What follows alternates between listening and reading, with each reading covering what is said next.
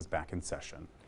Public demand for COVID-19 tests are at an all-time high. On Hilton Head Island, one small medical provider is taking on most, if not all, of the patients for the area. WSAV News 3's Andrew Davis is in our Lowcountry newsroom with that story.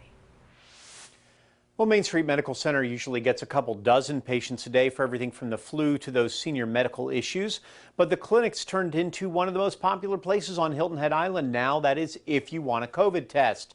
And for staff, it's a day-to-day challenge to help as many of those people as possible.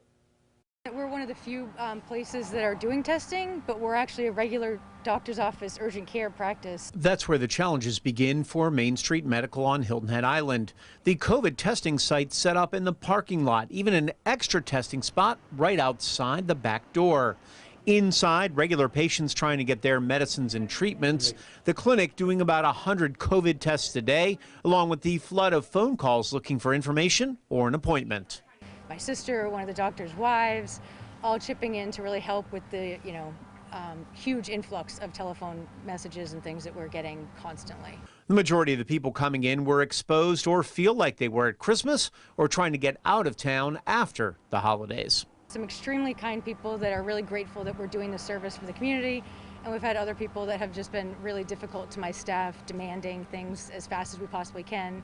We're not a community center. We don't have any government funding of any kind like that. So it's not, the fire station doing it on a drive-through basis.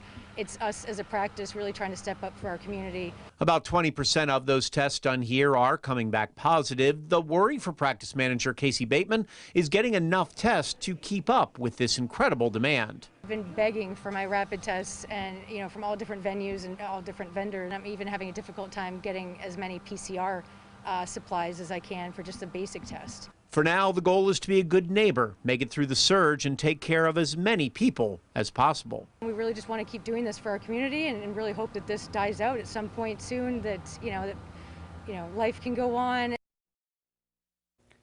Now, providers around the area are seeing similar challenges. One in Bluffton reportedly even had to shut down today after telling people it would be 6 to 7 hours just to get a test because of supply and patient backup. And at-home tests are almost impossible to find. We dug around and found only one pharmacy on the island with them in stock, and they said they feel lucky to have any at all and weren't sure when or if they'll get any again soon.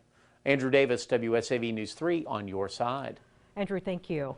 You need to know.